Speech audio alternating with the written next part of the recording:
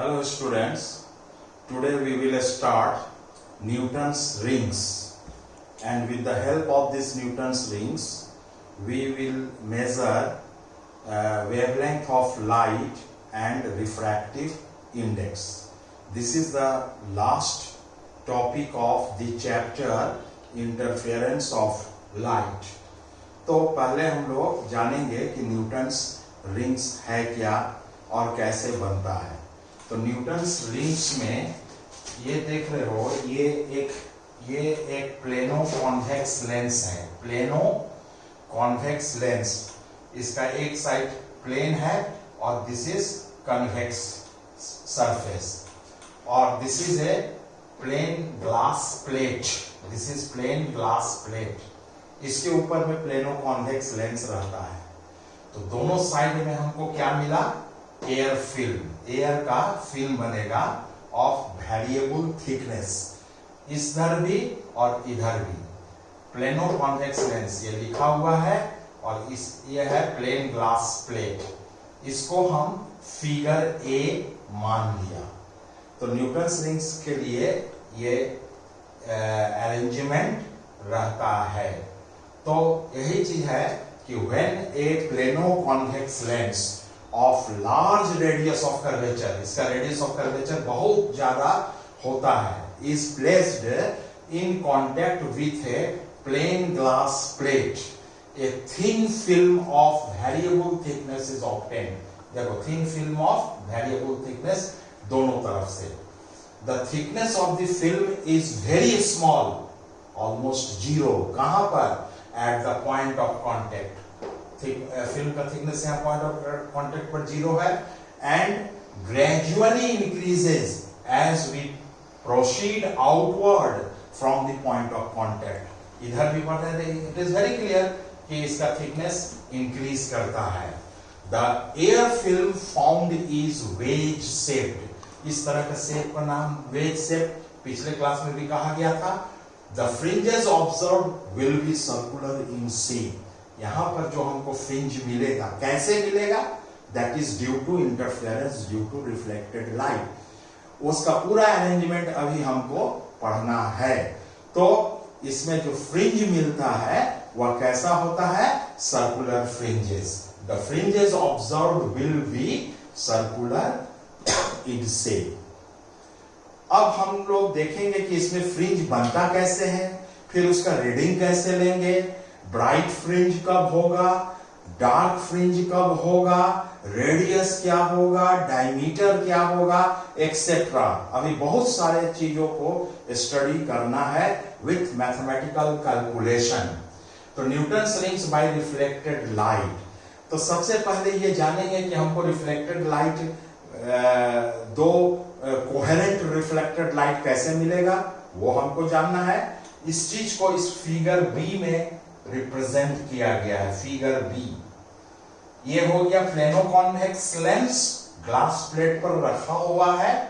A B जो है ना, यह इंसिडेंट रे है, इंसिडेंट रे है ए बी, और यह नॉर्मल इंसिडेंस होता है। इसके लिए अरेंजमेंट होता है कि लाइट वेव आता है, ऊपर में प्लेन ग्लास प्लेट रहता है 45 डिग्री पर, वहां पर इंसिडेंट होता है, रिफ्लेक्ट होकर इस सिस्टम पर आकर इंसिडेंट हुआ, और हम यहां से स्टार्ट कर रहे हैं फिगर में। वह रे मेरा कौन है? A B. तो क्या होगा कि यह रे, यहां पर फिल्म है, this at this point it is air film. तो upper portion of the film, upper surface of the film से एक लाइट रिफ्लेक्ट होगा अलोंग, यहां पर एक एबी का एक रिफ्लेक्टेड लाइट होगा इस सरफेस से, अपर surface of the film along this direction. इसको हमने रे 1 माना। यहां से जो लाइट रिफ्लेक्ट हुआ, इस पॉइंट से जो लाइट रिफ्लेक्ट हुआ, वह गया किधर? इधर। इसको हमने माना रे 1। इसको रिप्रेजेंट करने के लिए हम यहां पर सिंगल एरो दर्शा रहे हैं, सिंगल एरो।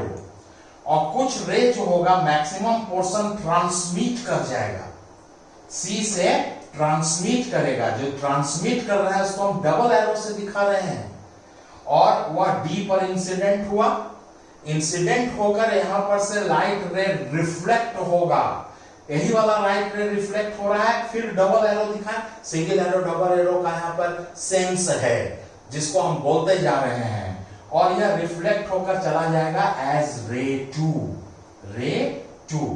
तो रे 1 और रे 2 दोनों कोहेरेंट लाइट वेव की तरह हम इसको ट्रीट कर सकते हैं।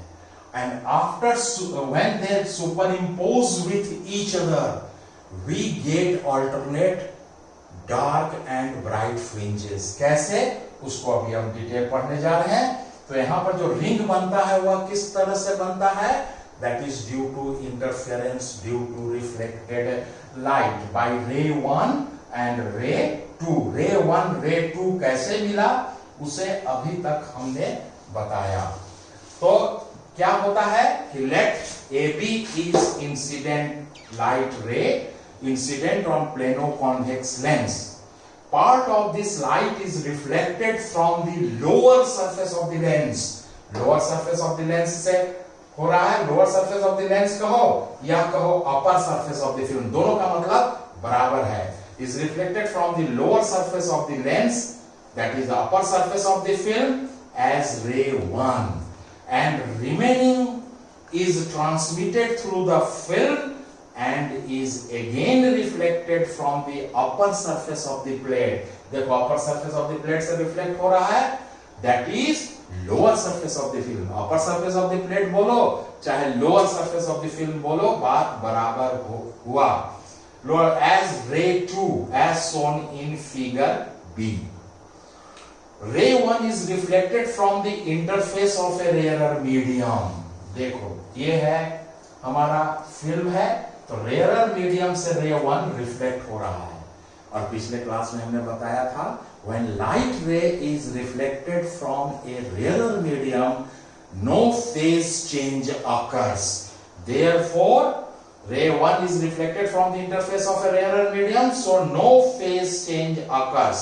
व्हेयरएज रे 2 को देखो, it is reflected from the glass plate से ना रिफ्लेक्ट हो रहा है, तो that is it is reflected from the denser medium, और जब denser medium से रिफ्लेक्ट होता है तो a phase change of pi occurs और a path difference of lambda by 2 occurs. So ray 2 is reflected from the interface of denser medium, a phase change of pi radian or a path difference of lambda by 2 occurs.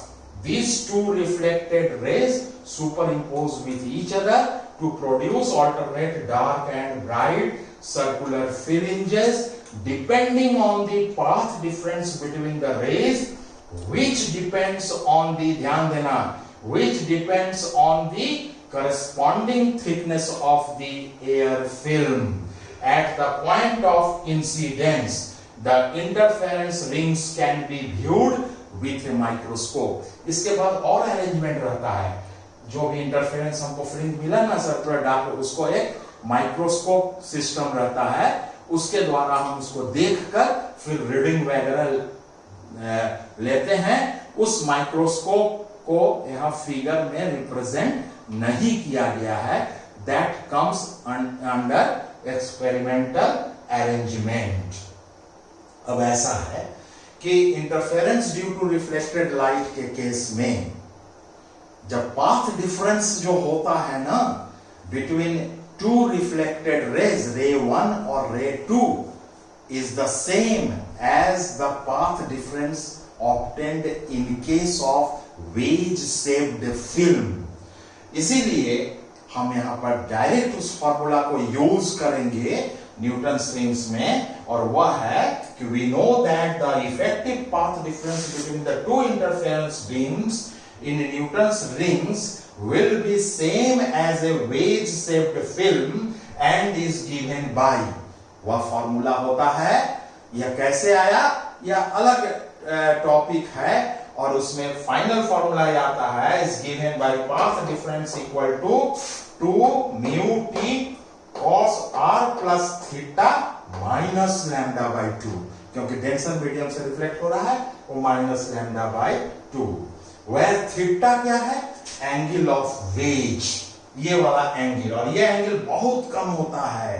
This angle is very small, angle of ways. Theta is angle of ways which is very small, therefore cos r plus theta is approximately equal to cos r. Theta can be neglected in comparison with r. And for normal incidence, चूंकि incidence normal होता है, cos r is approximately equal to 1, क्योंकि normal incidence के लिए r is approximately equal to 0 degree, so cos 0 equal to 1. Therefore effective path difference between ray 1 ray 2 comes out to be 2 mu t minus lambda by 2. हम लोग पहुंचे थे interference pattern पाने के लिए by 2 when 2 reflected ray 1 ray 2 superimposed on each other, तो उसके लिए पाथ डिफरेंस हुआ था 2 mu t minus lambda by 2. अब सेंट्रल फ्रिंज में क्या होगा? तो at the centre t equal to 0, thickness तो 0 है पॉइंट ऑफ कांटेक्ट पर, सो पाथ डिफरेंस क्या हो गया? Minus lambda by 2। t 0 तो माइनस लैम्डा बाई 2 हो जाएगा path difference, which is condition of dark fringe. This is the condition for dark fringe. This means that central fringe of the interference pattern will be a dark fringe. तो central fringe हमको मिल गया dark fringe. जैसे central fringe हमको bright मिलता था, लेकिन यहां पर सेंट्रल जो सर्कुलर फ्रिंज मिलेगा दैट विल बी डार्क। अब आते हैं हम लोग bright fringe, bright circular fringe कब होगा और डार्क सर्कुलर फ्रिंज कब होगा। उसके लिए हमें पीछे जो क्लास हम पढ़ा चुके हैं, ऑलरेडी हो चुका है, condition for dark and bright fringe हम लोग पढ़े थे। कहां पर, किस टॉपिक में? Analytical treatment of interference of light में। उसमें हम लोग यह प्रूफ किए थे कि when path difference is equal to n lambda, this is the condition for bright fringe. पूरा एक लॉन्ग आंसर क्वेश्चन का था। On when path difference is 2n plus 1 lambda by 2, this is the condition for dark fringe. इसलिए bright fringe को हम maxima भी कहते हैं। तो bright fringe, a bright fringe in the interference pattern will be observed when 2 mu t minus lambda by 2, वो path difference था दोनों रे 1 रे 2 के बीच, this must be equal to n lambda। यह पीछे के क्लास से हम फॉर्मूला यूज कर रहे हैं। इसका क्या मतलब हुआ? और 2 mu t equal to 2n plus 1 lambda by 2. Let it be equation number 1. Now for dark fringe, or you can say for minima, a dark fringe in the interference pattern will be observed when 2 mu t minus lambda by 2 is equal to 2n plus 1 lambda by 2. Formula बैठा दिए और solve किए उसको, तो solve करने से क्या होगा? माइनस लैम्डा बाई 2 इधर आएगा तो प्लस लैम्डा बाई 2, और सिंप्लीफाई किए तो 2 mu t n plus 1 lambda, और this can be written as this equation can also be written as, neglecting 1 we can write it, or 2 mu t equal to n lambda. Let this be equation number 2. Now come to this figure. What this figure tells? In figure C, this figure is figure C. In figure C, AOB. What is this? This is the plano-convex lens. तो इसका radius of curvature को मान लिया capital R. तो what is R? R is radius of curvature of AOB. यह lens क्या है? This lens is the section of a circle MAOB. इसका एक सेक्शन, इस सर्किल का सेक्शन है। लेट एट S, S कहां है? यहां पर है। Let at S a fringe is observed corresponding to film thickness BS equal to T. Extreme point पर लिए BS equal to T, film का थिकनेस को small t. Since the fringes observed are circular in shape, so the same fringe will be observed on the left side and will correspond to the point N, where AN equal to BS equal to T. the diameter of such a fringe will be AB. Let this diameter is equal to a small d and radius will be, radius क्या हो जाएगा, AL. Here you have to write L. Radius हो जाएगा इसका AL equal to LB equal to a small r. AL equal to AL equal to LB equal to a small r. This is radius. Now from the geometry of the figure, यह geometry का एक formula है. क्या वो formula है? AL into LB is equal to OL into LM. This is the formula of geometry. तो OL LM को हम लिख सकते हैं OM minus OL. See the figure. OL is T, M is OL is T, OM equal to twice the radius of curvature 2r. OL is again T. इसको simplify किया तो this will becomes equal to AL और LB. R है, AL और LB दोनों R है तो ये हो गया R square. R square equal to T, 2r minus T. And since T is very less than 2r, 2r के रेस्पेक्ट में थिकनेस ऑफ द फिल्म बहुत कम है, so it can be written as R square equal to 2RT और T equal to R square by 2r. समझाने लायक कुछ नहीं है. For the nth ring, मान लो कि वहां पर n1 रिंग मिलता है तो T बराबर क्या हो जाएगा? Rn square by 2r. Let it be equation 3. अब इससे हम डायमीटर निकाल लेंगे. Diameter of bright rings. Put the value of equation 3 in equation 1. Put the value of equation 3 in equation 1. T का value यहां पर रखो. तो value रखने से you can also solve it. We get 2 mu T के जगह Rn square by 2r 2n plus 1 into lambda by 2. और अब इसको solve किए तो solve करने से Rn square का value मेरा क्या आ गया? 2n plus 1 r lambda by 2 दिन. Therefore Rn क्या हो जाएगा? इसका स्क्वायर रूट कर दो. Rn is equal to a square root of 2n plus 1 into r lambda by 2 mu. Let it be equation number 4. Equation 4 हमें nth bright ring का radius दे दिया, इसलिए diameter of the nth bright ring क्या होगा? Radius का double कर दो. Diameter of the nth bright ring को हम कैपिटल DN से डिनोट कर रहे हैं तो 2Rn. Rn का वैल्यू पुट कर दो तो Rn का वैल्यू जो इक्वेशन 4 में निकाले हैं इसको पुट कर दिया. इस 2 को अब अंदर कर दिए तो अंदर करेंगे तो 4 हो जाएगा. 4n plus 2n plus 1 r lambda by 2 mu. Let it be equation number 5. For constant values of r lambda and mu, r lambda और mu तो constant होगा तो इससे हम क्या पा रहे हैं? Conclusion dn is proportional to root under 2n plus 1. Well, what is n? n is 0, 1, 2 dot dot dot. पहले बताया गया था. तो conclusion ये हुआ. ये सब conclusion ऑब्जेक्टिव सवाल में पूछे जा सकते हैं.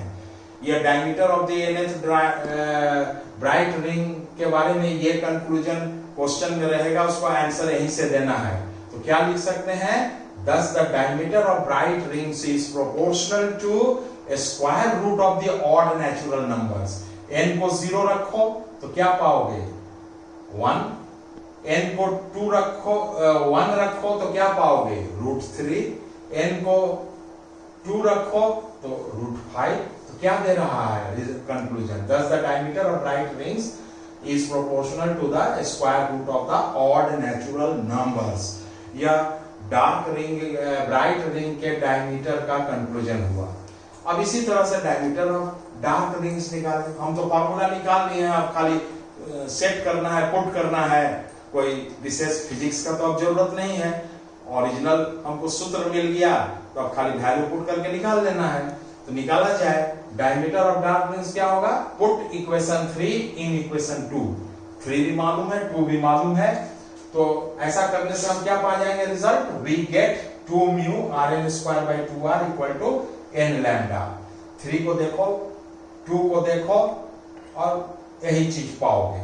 तो इसको सॉल्व कर दो और आर एन स्क्वायर बराबर क्या हो गया, n r lambda by mu, और आर एन बराबर root under n r lambda by mu, और आर एन बराबर क्या हो गया, root over n r lambda. कैसे ये हो गया, फॉर एयर फील्ड, एयर का म्यू होता है 1, म्यू को 1 कर दो तो root over n r lambda. Therefore diameter of the nth dark ring क्या हो गया, dn बराबर 2rn, ट्वाइस द रेडियस, और dn बराबर 2, rn का वैल्यू तो हम निकाले हैं ना जी, rn का वैल्यू इतना निकाले हैं, पुट कर दिए, इस 2 को अंदर कर दिए तो 4n r lambda by mu, और dn बराबर 4n r lambda for mu equal to 1।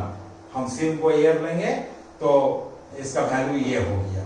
Therefore dn क्या हो गया, 4r लैम्डा कांस्टेंट है तो dn proportional to root under n, where n is 0 1 2। तो कंक्लूजन क्या निकला diameter of nth dark ring का, thus diameter of the dark ring is proportional to the square root of natural numbers। माने first dark ring के लिए n0, second dark के लिए n equal to 1, फिर n इक्वल टू 2। तो conclusion क्या हुआ, thus diameter of the dark rings is proportional to the square root of the natural numbers, और diameter of the bright rings is proportional to the square root of the odd natural numbers। और ये बहुत difference है, इसको ध्यान से याद रखना है ताकि ऑब्जेक्टिव आए तो करेक्ट में हम टिक कर सके, और अगर प्रूफ करने के लिए आए तो प्रूफ कर दिया जाएगा। Is it right? अब है डिफरेंट केस लेकर हम लोग चल रहे हैं। When n equal to 0 तो dn बराबर 0, that is diameter of ring is 0 and this corresponds to central dark fringe। यहां पर हम C D F लिखे हैं, C for central, D for dark, F for fringe। diameter 0 का मतलब this corresponds to central dark fringe। For n equal to 1, D equal to dn 2 root under n, root under r lambda by 2, तो ये हो जाएगा 2, n के जगह 1 रखेंगे तो यही ना आएगा r lambda by म्यू। अब खाली वैल्यू पुट करते जाओ, बस अपने फॉर्मूला जो हम कैलकुलेट किए हैं उसमें पुट करते जाओ। तो n इक्वल टू 1 पुट किए तो ये रिजल्ट आया, n इक्वल टू 2 पुट करेंगे तो देख लो रूट अंडर 2 बराबर 1.44 होता है, this one. n equal to 3 put करेंगे तो रूट अंडर 3 का वैल्यू ये हुआ, this one. n equal to 4 करेंगे तो dn इक्वल टू 2 इंटू 2, 4 का रूट अंडर 2 होता है, root under r lambda by mu and so on.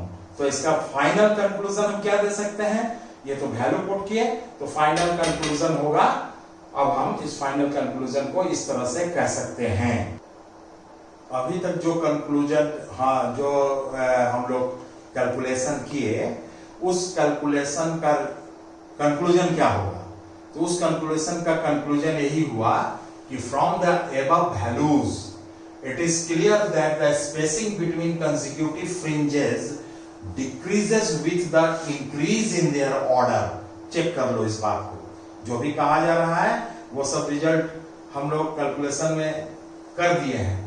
The rings get closer and closer as n increases and hence the rings are not evenly spaced। The Newton's rings formed by reflected light is as shown in figure। देखो reflected light के द्वारा जो interference pattern हम लोग microscope के field of view में देखेंगे ना तो इस तरह का नजर आएगा, बीच वाला डार्क रहेगा और उसके बाद ब्राइट, फिर डार्क, फिर ब्राइट, फिर डार्क, और ये डार्क का जो स्पेसिंग है ना वह घटता जाएगा। अब रिंग दिखता कैसा है माइक्रोस्कोप में, ये तो लेबोरेटरी में जाने से, प्रैक्टिकल करने से पता चल जाएगा, तो ये थ्योरी और ज्यादा क्लियर हो जाएगा। ये तो थ्योरेटिकल पार्ट हुआ, और थ्योरी में जो जो हो रहा है एक्सपेरिमेंटली वही चीज हम लोग देखते हैं लेबोरेटरी में। तो ये सब हो गया about the theory of Newton's rings, formation of dark ring, formation of bright ring, कब डार्क कब ब्राइट, स्पेसिंग और डायमीटर वगैरह का कैलकुलेशन, बहुत सारा चीज हो गया। अब इतना थ्योरी के मदद से अब हम इस न्यूटन्स रिंग के एप्लीकेशंस के बारे में पढ़ेंगे। तो ये जो न्यूटन्स रिंग्स आज जो हम पढ़ा रहे हैं ना, इसमें 3-4 तरह से क्वेश्चन पूछा जा सकता है। 3-4 तरह से क्वेश्चन पूछा जा सकता है और बहुत सारे ऑब्जेक्टिव इससे निकाले पूछे जाते हैं। तो पूरा टॉपिक पढ़ लोगे तो कहीं से भी सवाल आएगा तो उसको आंसर सही आंसर देने में कोई प्रॉब्लम नहीं होगा।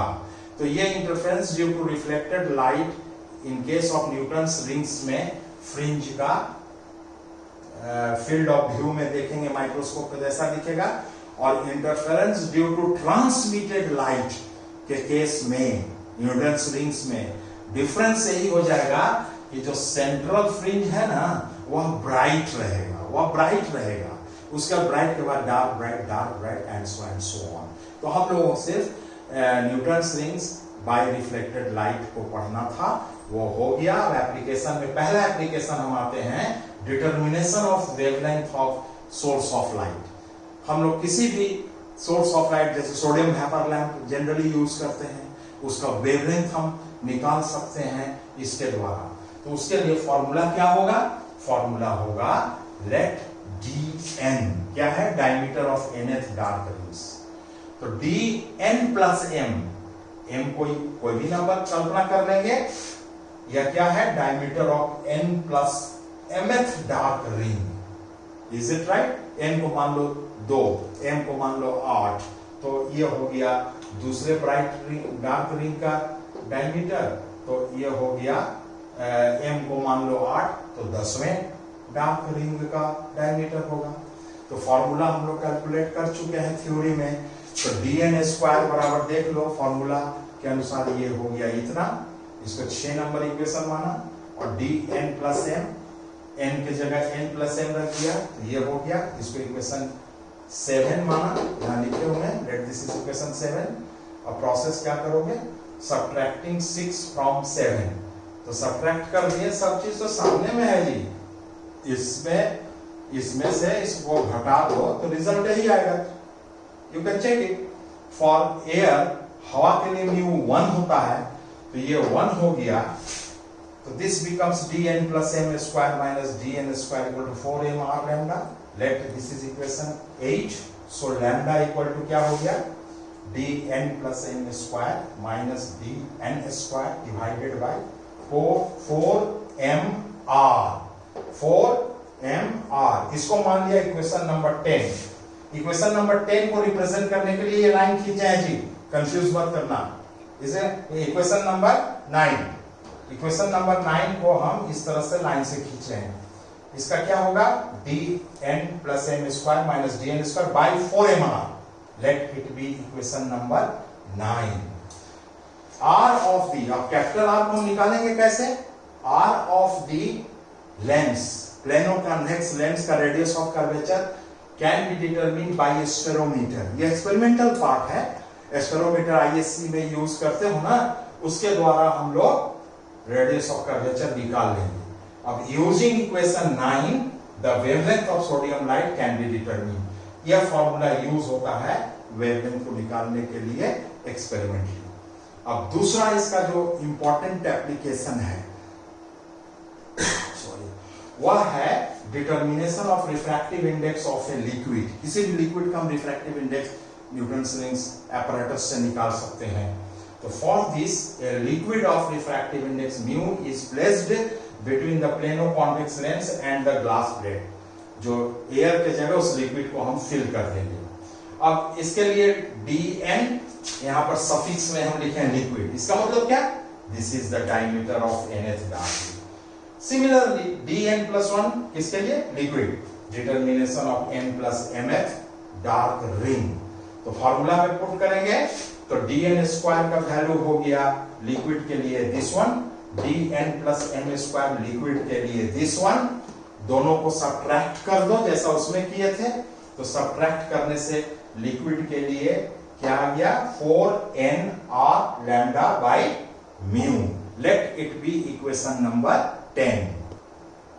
अब इक्वेशन 10 के बाद अब हम आगे बढ़े, तो if air is the medium between the lens and the glass plate, then dn plus m square minus dn square air equal to क्या हो जाएगा 4mr lambda. Let it be equation 10 और divide 11, dividing equation 11 by equation 10 भी तुम्हारे पास है, 11 भी तुम्हारे पास है, भाग दे दो तो क्या पाओगे, mu equal to dn plus m square minus dn square air medium divided by dn plus m का square minus dn square medium now liquid. ये फॉर्मूला हो गया म्यू निकालने का न्यूटन्स रिंग्स के द्वारा। Thus mu can be determined by measuring the diameter of Newton's rings with the air film, एक बार air रहेगा, and then with the liquid, and then with the liquid for the same value of m। हमने क्या कहा था, m मानो 8 m equal to 8, तो दोनों case में जब एयर रहेगा उस समय भी 8 का रीडिंग लेना है और जब लिक्विड रहेगा उस समय भी, इसलिए for the same value of m when we introduce a drop of liquid, जब लिक्विड हम ड्रॉप करेंगे तो क्या नेचर हो जाएगा रिंग का नेचर हो जाएगा the shape of the Newton's rings, shape वही रहेगा, remains the same, but the size contract, size जो है वो कॉन्ट्रैक्ट कर जाएगा, that is the diameter of the rings increases, rings का डायमीटर थोड़ा इंक्रीज कर जाएगा। क्यों ऐसा होता है वो अलग रीजन है, जब हम लिक्विड को फिल करेंगे फिल्म के अंदर में। तो this is all about our Newton's rings and the chapter interference of fringe completed here. अब सवाल उठता है कि sir diameter of the ring निकालेंगे कैसे, किस तरह से, तो उसके लिए तो लेबोरेटरी में आना होगा और यह प्रैक्टिकल करना भी है ऑनर्स कोर्स में। तो उसमें प्रैक्टिकल का नाम ही है determine wavelength of sodium vapour lamp using Newton's ring apparatus. तो कभी लेबोरेटरी में आओ तो वो एपरेटस भी दिखा देंगे और डायमीटर का रीडिंग वगैरह माइक्रोमीटर स्क्रू से कैसे लिया जाता है, उसके लिए वो प्रैक्टिकल मेथड है, एक्सपेरिमेंट है, तो वहां आना होगा। थ्योरी के लिए इतना ही बस। तो this is all about our today's class. Next day we will meet with another chapter and thank you very much and wish you a very good day.